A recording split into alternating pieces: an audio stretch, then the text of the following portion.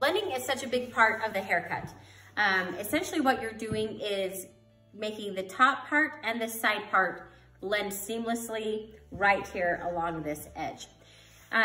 He's got such great hair. There's a little bit of texture into it, so we want to keep this top longer, and we've already, if you can see, taken these sides shorter. So we've got this big harsh line that we want to take care of. There's two ways you can do it. The first way is with your scissors and your comb. Take little vertical parts, and you can see right here, that's where we've stopped with the clippers, and then right there is the top part. So we want to connect those two lines. Then just come back a little bit, take another vertical part and connect those two lines again. And this way you'll just travel all around the head doing this whole thing. Now you don't want to round, your fingers, just like that. So you want to keep this hair right here so you'll have some fun hair to style, and keep that at a 90 degree. Now this is just one way to blend. It's not my favorite way because you can see there's still a little bit of a line. My favorite way to do it is, it's called clipper over comb. Take your comb, take the guard off your clipper, and this way you're going to put your comb directly into the hair horizontally and move it up the head just like that. Now, once you see the hair coming out of your comb like that, that's where you take your clippers and you slide it across and you cut all of that hair. Put your comb in.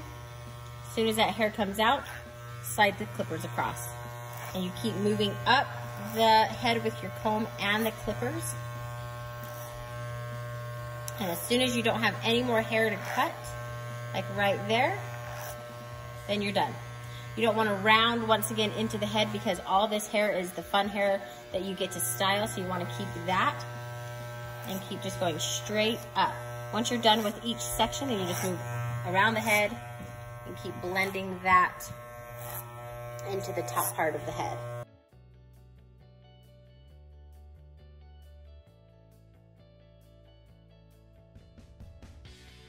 You can see that I'm holding my comb horizontally right here on the sides, but once I come around the back, the hair obviously from the swirly part grows forward, grows down, grows across, and so you'll still come up horizontally with your comb, but you'll have to turn your comb different directions to make sure all this back part is getting cut evenly. So if I were to come up just straight, none of this hair on top of the swirly would be cut.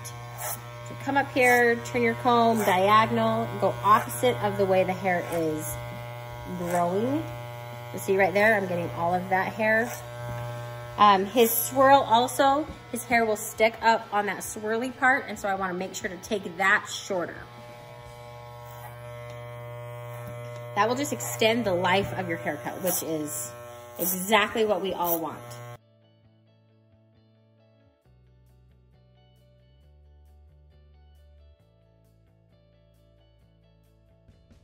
You're going to have to work as quickly as possible because about this point of the haircut, your little boy is going to get wiggly and wants to be finished.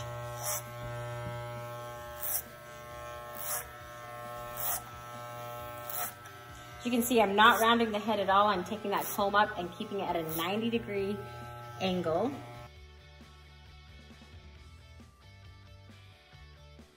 The clipper over comb worked really well. You can see there's really not much of a line, but I can still see just a hint of a little line right here where the clipper stopped and the top started.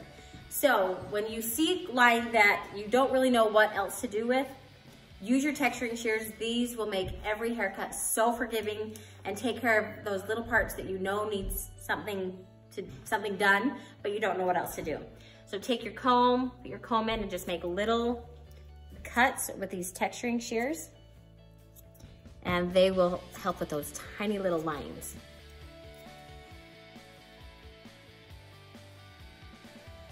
If you want to add more texture to a haircut, you can take sections in the top and take little sections with your texturing shears, just like that.